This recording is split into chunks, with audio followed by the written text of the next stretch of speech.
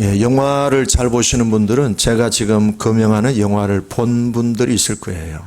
제가 영화 제목 3가지를 말씀을 드립니다. 이 3가지 영화의 공통점이 무언가 하는 거예요.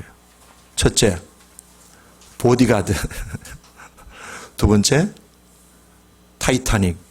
세 번째, 미녀와 야수. 자, 이 영화, 3영화의 공통점이 뭘까요? 예, 전혀 영화를 안 보시는 분들이 많은 것 같은데. 이 영화, 3영화의 공통점은 일단은 흥행의 세계적인 대박을 친 영화였습니다. 굉장히 이 영화를 통해서 돈을 많이 벌었어요.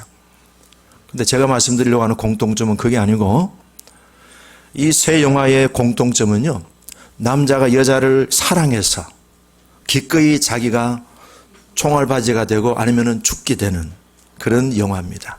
그래서 이 영화는 여성들이 좋아하는 영화입니다. 그리고 남편 때문에 힘들어하는 여인들이 자주 보는 영화입니다.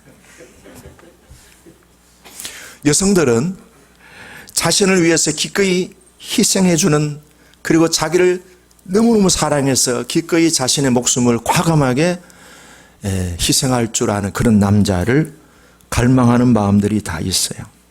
마치 신데렐라가 자신의 유리구두를 들고 찾아오는 왕자를 기다리듯이 그렇게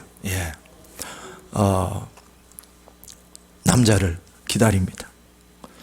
사실 남자들이 실제로 사랑하는 그 애인을 위해서 또는 아내를 위해서 자신을 죽기까지 내어주었던 그런 감동적인 일화들은 많이 있습니다. 그런 신문에 어떤 사건들도 있고요. 또 문학 작품에서도 그런 내용들이 나오고요. 제가 고등학교 2학년 때인가 그 톨스토이의 부활이라는 책을 읽고 굉장히 감동을 받았습니다. 주인공이 사랑에 책임을 지기 위해서 끝까지 그 여자를 따라가면서 그 러시아의 그 추운 겨울을 보내는 그 여인에 대한 남자의 참 지극한 그 사랑을 보면서 나도 이런 사랑을 해야지 했는데, 결혼해 보니까 참 그 생각이 많이 달라지더라고요. 어쨌든 남자들이 아내나 사랑하는 여자를 위해서 기꺼이 자기를 희생하면서 그렇게 사랑해 주는 그 모습은 참 굉장한 우리의 어떤 삶의 로망이요, 어떤 삶의 그런 활력을 불어주는 내용이라고 보여집니다. 그런 희생적인 사랑을 보여주신 분이 바로 예수 그리스도이십니다.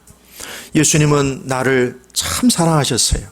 그래서 십자가에 못 박히셔서 살이 찢어지고 살이 그냥 찢어져 나가고 뼈가 부스러지고 온몸에 있는 피가 다 쏟아지기까지 나를 온전히 사랑해 주셨습니다.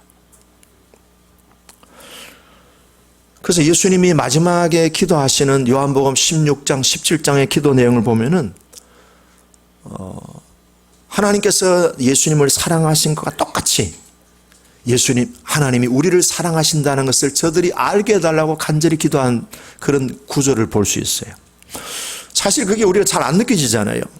하나님이 예수님을 정말로 사랑하신 것 같이 하나님과 똑같은 그런 질적으로 우리를 사랑해 주신다.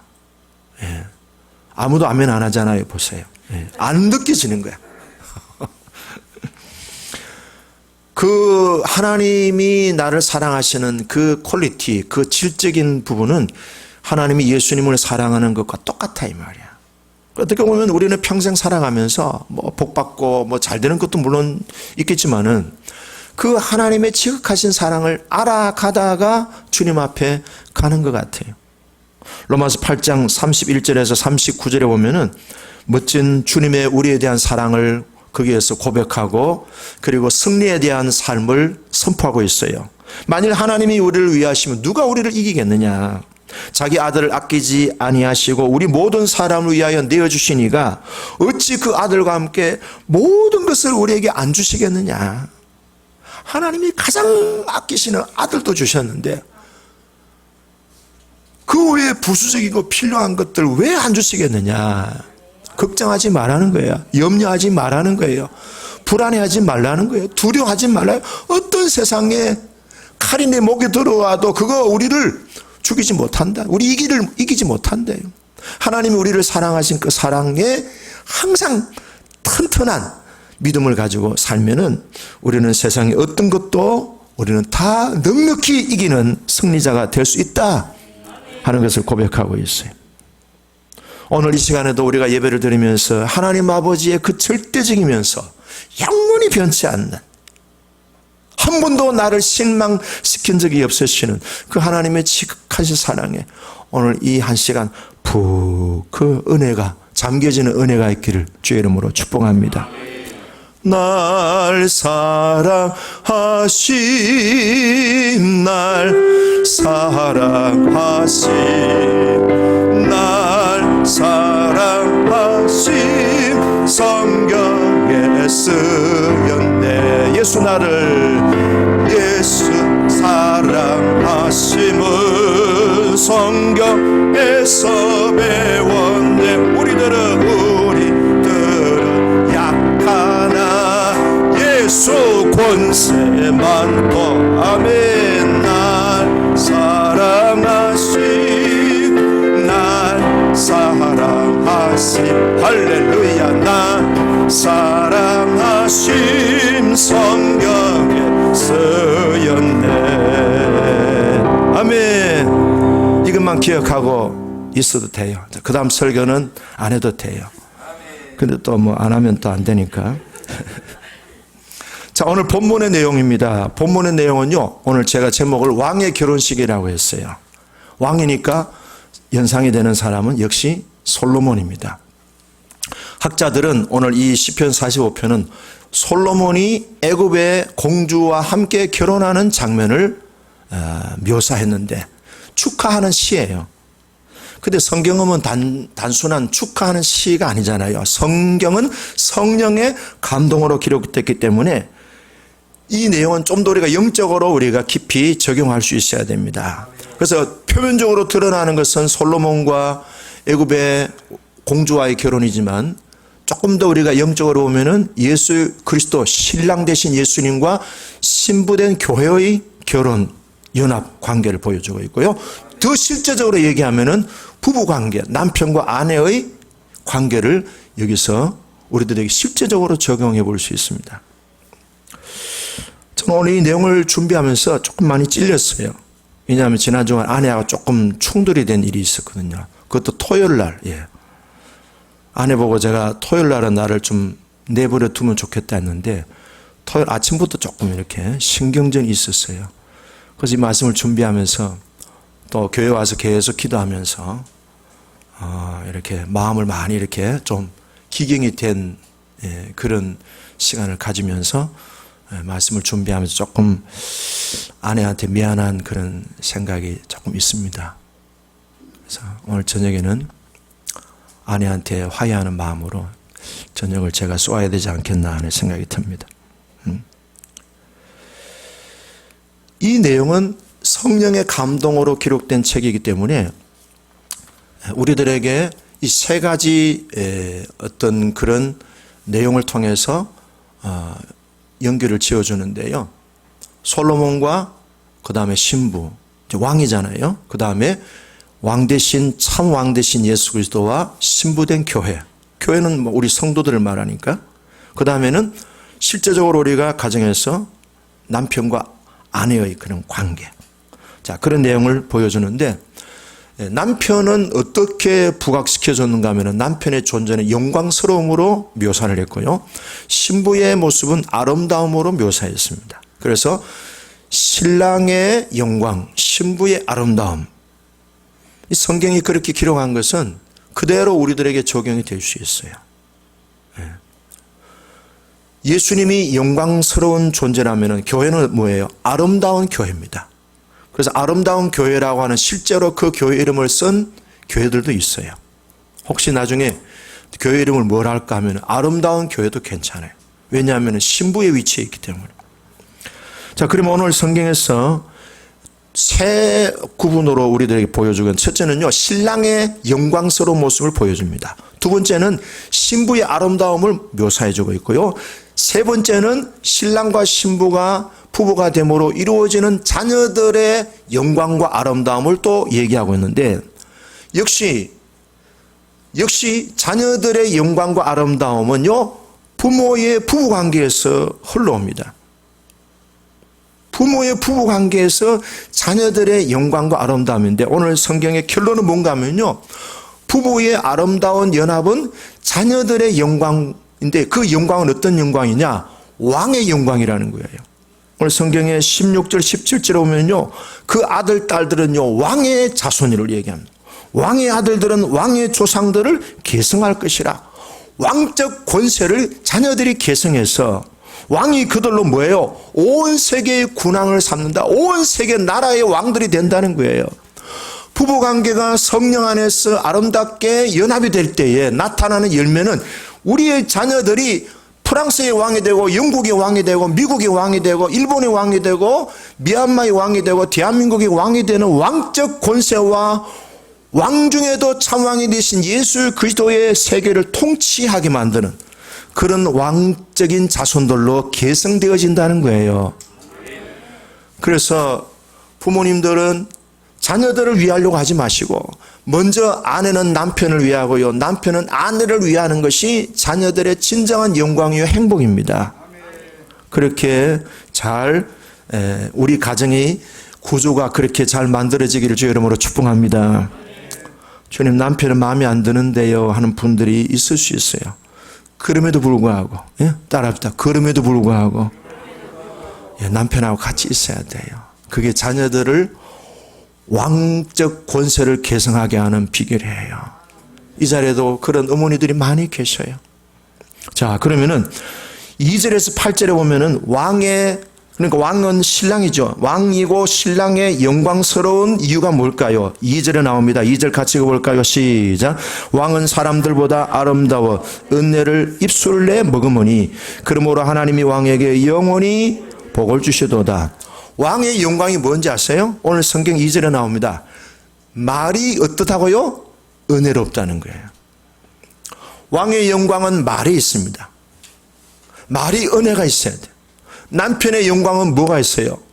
몸매가 있겠어요? 아니면 남편이 뭐 어떤 재정적인 재능이 있어요? 아니면 세상적인 어떤 그런 수완과 어떤 세상적인 그런 어떤 성공적인 그런 존재가 되는 걸까요? 아니라는 겁니다. 왕, 신랑, 남편의 영광스러움은 은혜로운 말에서 나타난다는 거예요. 그런 사람에게 하나님은 무슨 복을 주셔요? 영원히 복을 주신다 그랬어요. 남편들이 잘해야 돼.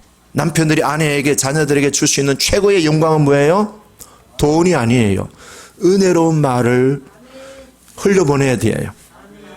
아내들이 아멘을 많이 하시니까 얼마나 아내들이 여기 목말라 하는지 아시겠습니까? 남편 여러분. 남편의 영광은요, 은혜로운 말을 아내에게, 자녀들에게 주는 거예요. 그래서 잠언 18장 21절에 죽고 사는 것이 어디에 달렸다고요? 혀의 힘에 달렸다. 혀가 힘이 있다는 거예요. 혀를 쓰기 좋아하는 사람은 혀의 열매를 맺는다 그랬어요. 혀가 사람을 죽이기도 하고 살리는 말을 한다는 거예요. 그럼 지난 한 주간 동안 우리 남편들이 아내에게 말을 줄 때에, 말을 할 때에 아내를 살리는 말을 많이 했어요. 아내를 그냥 막 심장을 그냥 융단 폭격하는 말을 많이 했어요. 예. 저하고 지금 감동적으로 저의 얼굴을 쳐다보는 아내 여러분들은 아마 무슨 말을 하는지 알고 있을 것 같아요. 굉장히 저를 존경하는 눈으로 보시는데, 목사님은 어떻게 저렇게 내 마음을 아니, 제가 하는 게 성경에 그런 거예요. 성경. 저는 하나도 없어요. 성경이 그렇게 얘기하는 거예요.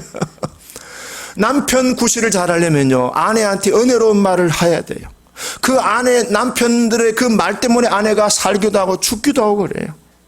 어느 날은 와 살았다, 어느 날은 아이고 죽었다. 그냥 엄매 기죽어, 엄매 기살아. 아내를 살리게 하는 말을, 은혜로운 말을 하는 사람이 진짜 남편이고 왕이다 이 말이에요. 그래서 말에 대한 부분은 우리가 한 주간 내내 말을 해도 모자라니까 핵심적인 거, 요한복음 6장 63절에 보면 예수님이 이렇게 말씀하셨어요. 살리는 것은 영이니 육은 무익하니라. 내가 너희에게 이르는 말은 영이요 생명이라.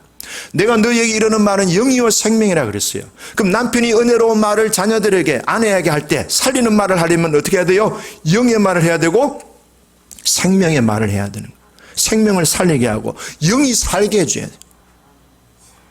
자, 예수님은 말씀이 있었어요. 요한복음 1장에 보면은 태초에 말씀이 계시느라, 이 말씀이 육신을 입고 오셨는데 그분이 누구죠? 예수 그리스도이십니다. 그러면서 예수 그리스도는 어떤 분이시죠?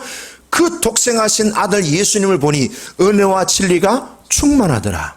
예수님에게서 흘러나오는 게 뭐예요? 내적 생명이 튼튼한 예수님에게 나오는 것은 은혜와 진리라는 거예요. 예수님도 신랑으로서의 모델이잖아요. 예수님이 오늘도 우리들에게 은혜로 우리들을 계속 말씀하셨어요. 말씀하시고 생명의 말씀을 계속 우리들에게 주셔요. 이 시간 우리가 예배를 통하여 신랑 되신 주님의 말씀을 통하여 은혜를 받습니다. 우리의 생명이 뭐예요? 더 생명이 왕성해지고 생명이 튼튼해지고 생명이 강하게 우리가 공급받는 시간입니다. 그러면은 은혜와 진리가 충만하고 영을 살리게 만들고 생명을 살리게 하는 말이 뭘까요? 판단적인 말일까요? 비판단적인 말일까요? 알기는 잘 알아요. 비판단적인 말인데 실제로 우리 부부지간의 대화 가운데 판단하는 말이 많을까요? 비판단하는 말이 많을까요? 참 성령의 은혜가 임하고 있습니다. 자수하는 분에게 광명의 은혜가 있습니다. 우리는 하루를 살아가면서 비판단적인 말보다는 판단적인 말을 많이 합니다. 그게 뭐예요? 선악과잖아요. 선악과는요 판단하는 거예요. 판단은 있는 그대로 받아주면 되는데 힘들다 하면은 다시 힘들거나 하면 되는데 맨날 그따위로 하니까 피곤하지 이렇게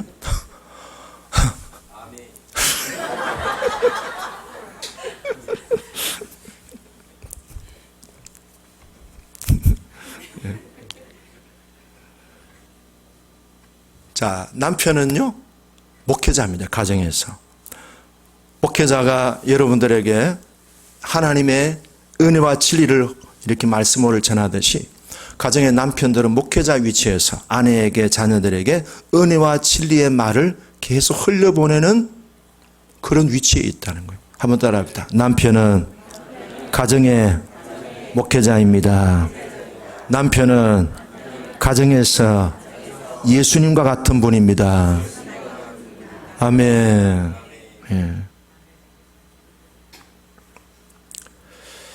상호작용이 잘 돼야 되는데 남편들의 어떤 일방적인 명령하고 지시하고 지적하는 말들은 아내를 영이 살까요? 영이 죽을까요? 영이 죽어요. 그러니까 영을 살리게 해요. 살리는 것은 영이라 그랬어요. 영, 은혜와 진리의 말씀이 갈 때 아내의 영혼이 살고 자녀들의 영혼이 사는 거예요. 돈이 아니에요. 좋은 옷을 주고 좋은 집에서 산다고 해서 애들이 영혼이 사는 게 아니잖아요. 그렇죠? 아내가 남편을 존경하는 비결이 뭘까요?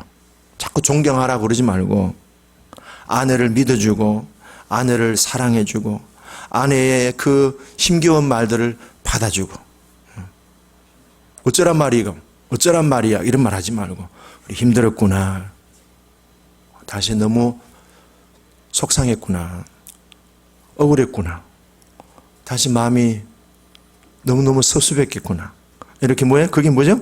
공감해주는 거예요.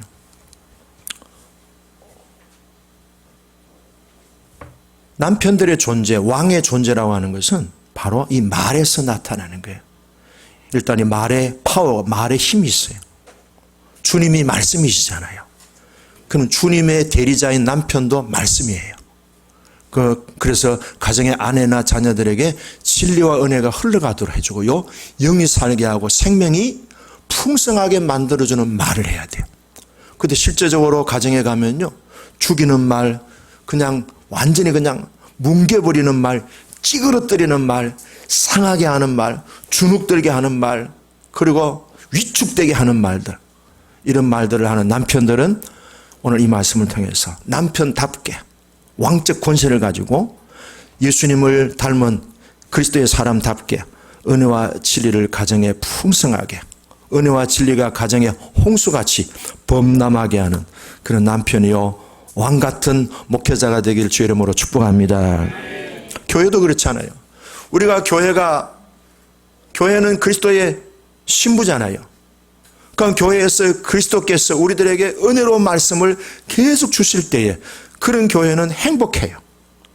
교회가 가장 행복한 게 어떤 때 행복합니까? 주님이 나에게 주시는 말씀으로 받아들였을 때. 목사님 어떻게 하면 그렇게 내 삶을 속속들이 알고 그렇게 말씀하셔요? 그 제가 하는 게 아니죠. 주님이 하시는 거예요.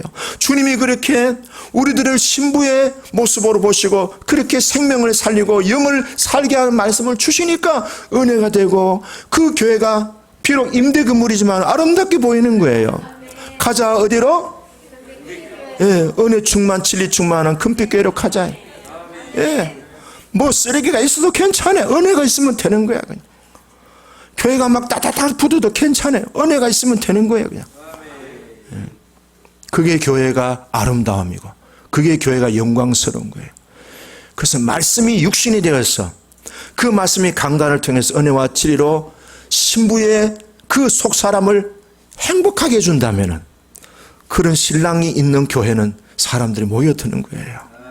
그런 교회 어디 있어요? 예. 자기 애적인 사랑에만 몰두하지 말고, 네? 우리 교회만 좋다 하지 말고, 진짜 그렇게 우리 교회를 세워나가는 우리 모두가 되기를 바랍니다. 자, 두 번째는요, 3절에 나옵니다. 두 번째. 3절 읽겠습니다. 시작. 용사여 칼을 허리에 차고 왕의 영화와 위엄을 입으소서. 자, 왕은 뭘 하고 있는가? 무장을 하고 있어요. 왜 그런가 하면은 전쟁터에 있어요. 옛날에 왕들은 항상 뭐예요? 전쟁을 준비해야 되고 전쟁이 일어나면은 앞장서서 선두에서 지휘를 해 나가야 되는 위치에 있어요. 그래서 왕의 칼은 일반 병사들보다는 칼이 뭐예요? 좀 독특하고 저 칼은 왕의 칼이구나 하고 온 병사들이 그 왕의 칼을 주시할 수 있는 칼이라 해야 돼요. 왜? 이 왕의 칼은 뭐예요? 지휘봉이기도 한 거예요. 그래서 이 왕의 칼은 뭐가 있습니까? 영광스럽고요. 이 왕의 칼은요, 힘이 있습니다. 군대를 방향을 결정지어주는 힘이 있는 거예요. 권능이 있고요, 위엄이 있어요. 그런 권능과 위엄이 있는 칼은 어떤 칼일까요? 칼이 날카로운 칼일까요? 아니면은 한 번 내리치면은 막 수백 명이 두두두두 죽는 그런 칼일까요? 아니에요.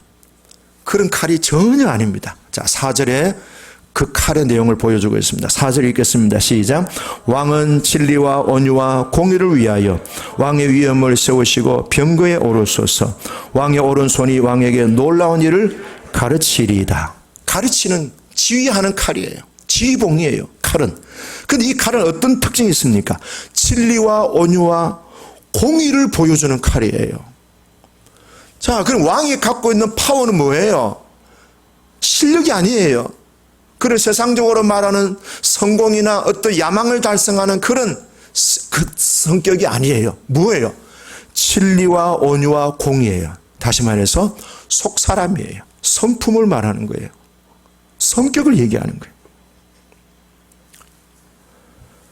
진리와 온유와 공의예요. 진리는 뭐예요? 그리스도잖아. 예수 그리스도가 진리셔요. 그러니까 가정의 남편은 어떤 지휘봉을 가지고 자기 가족들을 이끌어야 되는가 하면은 진리의 지휘봉을 가지고 진리를 향하여 가도록 자녀들과 아내를 이끌어주는 지휘자가 뭐예요? 남편이고 왕이다. 두 번째는 온유해요.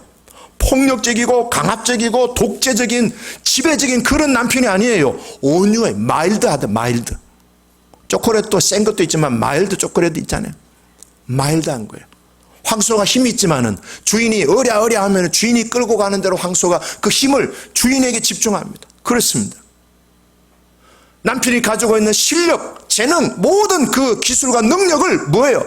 주님의 진리의 통제를 받으면서 주님의 진리가 끌고 가는 대로 그렇게 자기의 힘을, 에너지를, 실력을 그렇게 활용할 줄 아는 마일드한, 길들여진 주님의 뜻에 컨트롤되는 주님의 뜻에 온전히 통치되는 그런 성품을 가진 사람이 온유하다. 그 다음 뭐예요? 공의예요. 공의는 어디서 나오는 거예요? 공의는 하나님과의 관계에서 이루어지는 거예요. 자기 기준이 아닙니다. 하나님의 기준으로 모든 것을 볼 수 있는 영적인 통찰력이 공의예요. 이 공의의 중심에는 항상 예수 그리스도가 중심에 서 있어요. 남편은 바로 지 고집대로, 예? 우리나라 유교문화권에서 배운 남편의 어떤 그런 쓸데없는 그런 권위적이 아니라 이 말이에요. 권위는요, 성품에서 나오고요, 삶에서 나오는 거예요. 남자들은 부엌에 가면 안 돼. 이거는 마귀적인 권위예요. 여기에 속아 넘어간 남자들이 많아요, 적어요? 억수로 많아요. 그게 아니다. 유교에서 돌았어야 돼. 따라합시다. 성경으로 돌아가자. 그래서 남자의 진정한 남성성은 뭐냐? 주님의 진리 위에서, 그리고 주님의 뜻이 이루어지는, 주님의 뜻에 자기가 항상 통치를 받을 수 있는 온유한 마음으로 하나님과의 관계에서 아내를, 자녀들을 이끌어갈 수 있는 리더십을 발휘하는 사람이 남편이고 아버지고 왕이다 이 말이에요. 그래서 남편의 진정한 머리됨은 예수님이 교회를 사랑하는 모습과 같습니다. 진리를 따라서 아내를 사랑하는 거예요. 내 고집, 내 기준, 내 이론, 내 생각, 어떤 세상적인 남성들의 어떤 세속적인 그런 어떤 쓸데없는 말이 아니고 진리를 따라 아내를 사랑하는 거예요. 그 다음 온유한 성품, 그것으로 아내를 사랑하는 거예요. 명령하고 통제하고 자기 기준에서 아내를 조정하는 게 아니고 내가 시키는 대로 해, 이게 아니고 아내와 함께 서로 의논하면서 아내를 인격적으로, 아내를 하나님이 나에게 주신 또 다른 나의 협력자로 생각하면서, 그 다음에 하나님 보시기에 합당한 공의의 모습으로 아내를 대할 줄 아는 것이 남편입니다. 조금 졸리시죠? 어려우니까 졸리는 거예요. 어려우니까. 그렇지만 우리는 수준이 있잖아요. 그죠? 예수를 뭐 1, 2년 믿는 게 아니고 기본적으로 다 20, 30년 믿었으니까 이 정도는 소화할 줄로 믿습니다. 그 다음에 세 번째 5절을 보십시다. 세 번째 5절 시작. 왕의 화살은 날카로워 왕의 원수의 염통을 뚫으니 만민이 왕의 앞에 엎드러지는도다. 자, 뭡니까? 왕의 화살은요 엄청 날카롭습니다. 그래서 원수들을 향하여 왕이 화살을 쏘면은 원수들이 막 그냥 다 그냥 자빠지는 거예요. 자, 남편이 갖고 있는 영광과 권위는 원수들과의 싸움에서 힘을 발휘해야 돼. 그래서 자기 가정을 회파하고 가정을 공격해오는 모든 어둠의 세력들에 대해서 불화살로. 이 불화살이 뭡니까? 말씀도 될 수도 있고, 그 다음에 하나님으로부터 부어지는 권능이 될 수도 있고요. 하여튼 영적인 전사로서 그 화살을 날카롭게 해서 원수들을 그냥 한 방에 그냥 무찔러서 우리 가정을 뭐예요? 하나님의 에덴 동산, 왕의 가정으로 정말로 즐거움과 기쁨과 소망이 넘치는 가정으로 보호하는 그런 최후의 최전방에서 전사로서의 실력을 발휘할 수 있는 영적인 전사, 그걸 얘기합니다. 제발 아내한테 자꾸 시시콜콜한 것 같고 아내를 그렇게 힘들게 하지 마시고 힘이 있으면 악한 영과 싸워서 이기시기를 바랍니다.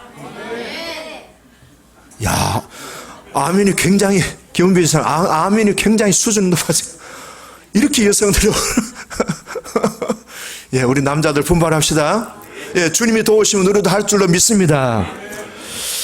근데 그런 분들에게 하나님이 주시는 보너스가 있어요. 어떤 보너스인가 보면요. 6절 7절에 봅시다. 6절 7절 시작. 하나님이여 주의 보좌는 영원하며 주의 나라의 균은 공평한 균이다. 왕은 정의를 사랑하고 악을 미워하시니 그러므로 하나님과 왕의 하나님이 즐거움의 기름을 왕에게 부어주어 왕의 동료보다 뛰어나게 하셨나이다. 무슨 기름을 부어줘요? 즐거움의 기름 부음을 부어주는 거예요. 성령의 기름 부음도 여러 가지인데 성령의 기름 부음 가운데 특별히 뭘 주셔요? 희락의 기름 부음이 있는 거예요. 영적 전쟁에서 승리하면요 가족들이 행복해요. 보호를 받으니까. 우리 아버지 멀쩡히, 우리 남편 이야 대단해. 우리 남편이 저렇게 영적인 최전방에 서서 원수 마귀들을 한 방에 그냥 다 그냥 초토화시키고 우리 가정을 하나님의 불말과 불병거로 지켜주시는 우리 아버지 왕, 와 최고야 하면 뭐예요? 즐거움 있는 거예요. 예? 돈 좀 못 벌어도 괜찮아요. 그냥 이런 즐거움, 영적인 즐거움, 하늘나라의 즐거움이 우리 가정에 충만하기를 바라요. 예. 성령의 기름 부음이 보너스로 주어지고요. 그러니까 어떻게 되겠습니까? 남편은 점점 영향이 점점 기름 부음이 강해지고 강해지다 보니까 탁월해지는 거예요. 아주 남들보다도 비교가 안 될 정도로 출중해지는 그런 왕적 권세를 발휘하는 그 지역 사회가, 그 도시가, 그 국가가 그 한 사람의 왕적 리더십을 보면서 보호를 받고 즐거워하는 거예요. 우리 남성 여러분, 남편 여러분, 왕으로 부르심을 받은 여러분들에게 하나님이 그런 은혜를 주신다는 거예요. 예수 이름으로 화이팅! 예, 기름 부음이 날마다 더해지고 더해져서 계속 영적인 진보와 믿음의 성장했기를 축복합니다. 자, 이런 남편을 그냥 가만히 기다리면 좋을까요? 아내들은 잘하나 못하나 후방에서 가만히 보고 있으면 되겠어요? 남편이 전쟁에 싸우면 어떻게 해요? 아내들은 뭘 해요? 그렇죠. 식량을 갖다 줘야지. 또 남편이 힘들할 때 박하수도 갖다 주고, 때로는 쌍화통도 갖다 주고, 때로는 녹용도 좀 갖다 주고, 우리 남편 이겨라 파이팅 해야 되잖아요. 근데 여러분, 남편이 최전방에서 영적 전쟁에서 이기도록 도와줄 수 있는 최고의 방법이 뭘까요?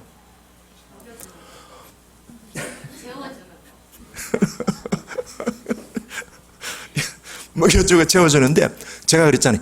영적 전쟁이라 그랬잖아요. 중보기도만한 내조는 없어요. 예.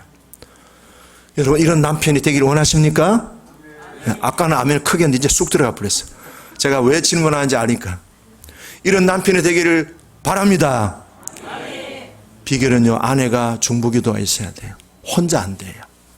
그래서 하나님은 그 남편의 왕적 리더십, 영적 전쟁 최전방에서 칼을 가지고, 진리의 칼을 가지고 지휘를 하고 화살을 가지고 원수들을 쏠 때에 그 남편들이 완벽한 영적 전사로 살아가도록 하기 위해서는 아내들의 강력한 중보기도가 필요합니다. 6월 4일 날 오십시오. 남편들을 왕으로 세우는 결단식이 있을 겁니다. 그날 오시면은 밤참을 드리겠습니다.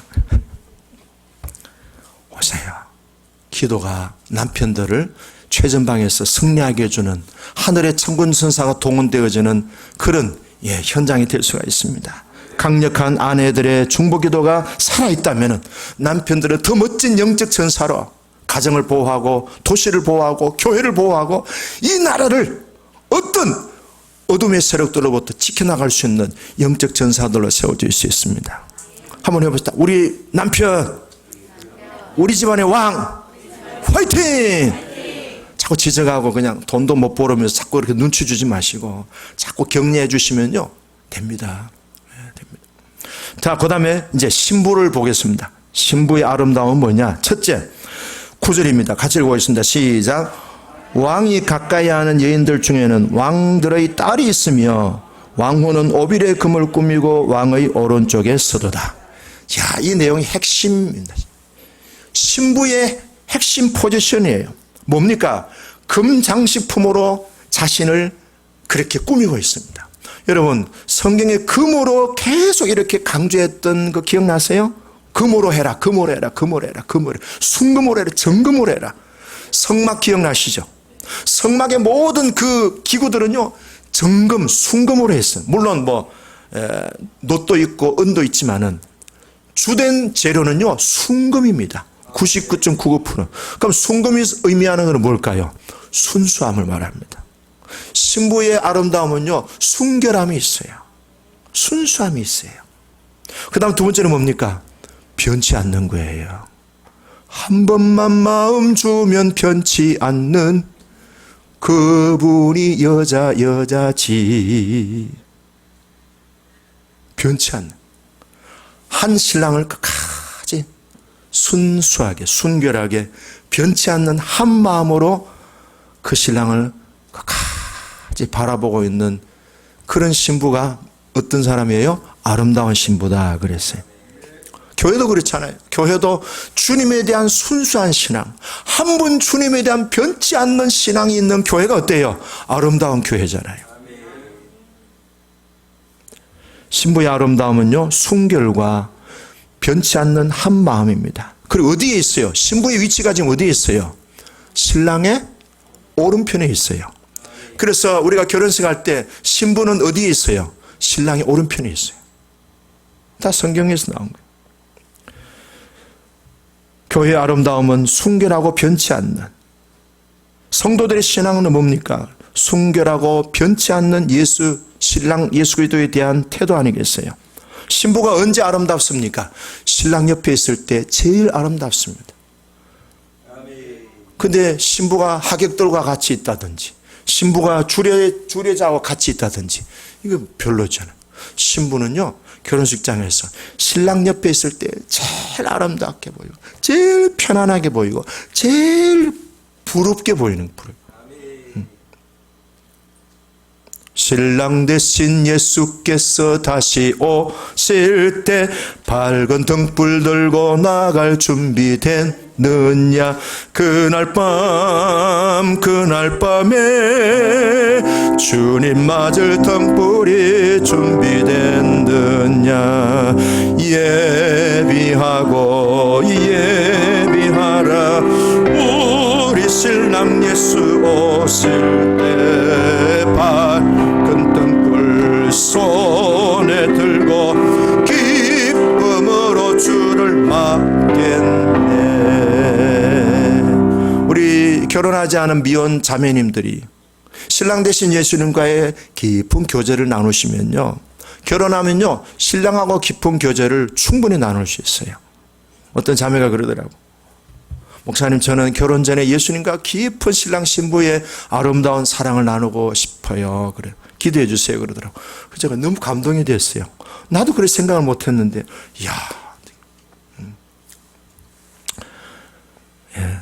훗날에 우리의 진짜 신랑 예수님을 만날 때, 우리 지상에서의 신랑과의 좋은 관계를 잘 풀어가는 사람들은 진짜 신랑 대신 예수님과의 관계도 잘 풀어갈 수 있어요.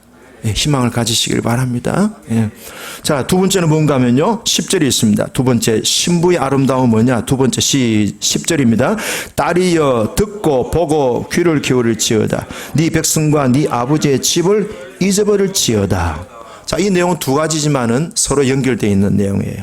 신부의 아름다움은 뭐냐면요, 잘 듣고 잘 보고 귀를 기울이는 거예요. 어디다가 집중하는 겁니까? 신랑과의 관계에 집중하라는 겁니다. 근데 신랑과의 관계에 집중하려고 하니까 계속 아련한 옛날 추억이 있어요. 어떤 추억이에요? 친정집에 대한 추억이 있어요. 그게 상처의 상처, 아버지 상처, 엄마 상처, 오빠 상처, 이런 상처들 때문에 지금 신랑인데 신랑이 안 보여. 아버지 상처로 신랑을 보고, 엄마 상처로 신랑을 보고,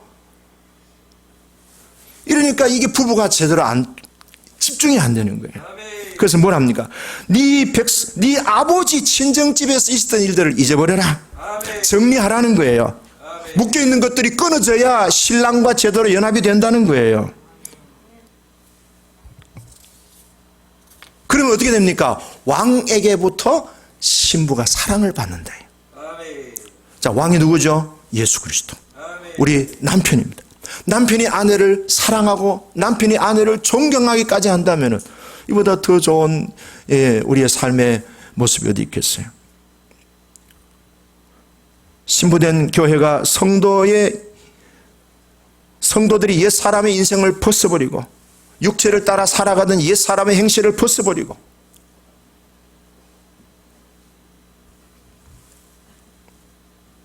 로마서 12장 1절 2절 기억나죠? 기억 안 나세요? 로마서 12장 너희는 이 세대를 오직 마음을 새롭게 함으로 변화를 받아 너희 몸을 하나님이 기뻐하시는 거룩한 산제사로 드리라. 이는 너희가 드릴 영적 예배니라. 너희는 이 세대를 본받지 말고 오직 마음을 새롭게 함으로 변화를 받아 하나님의 선하시고 기뻐하시고 온전한 뜻이 무엇인지 분별하도록 하라. 그래요. 이제는 옛 사람 벗어야 돼. 친정집에 대한 추억을 정리해야 돼요.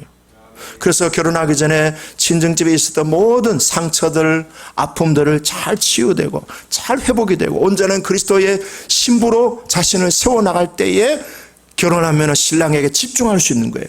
신부의 아름다움은 뭡니까? 성경에 보니까 잘 들으라 이 말이야. 잘 듣고 잘 봐라. 그리고 귀를 쫑긋하게 세워서 신랑에게 집중하라는 거예요. 예수님에게 집중하라는 거예요.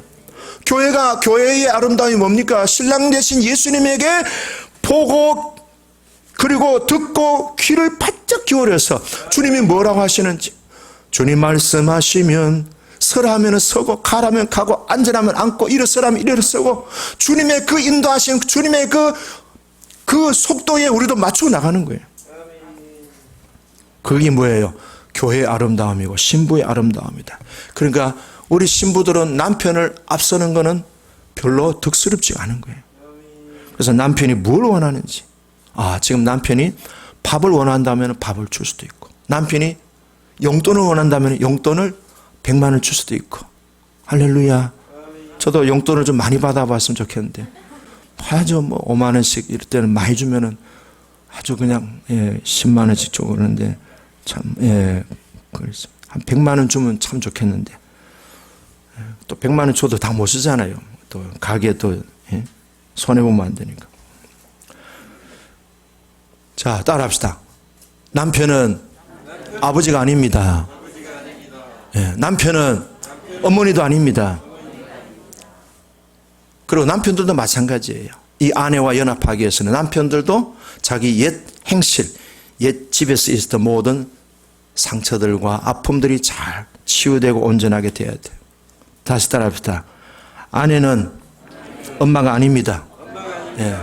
아내를 엄마처럼 대해서는 안 되겠죠.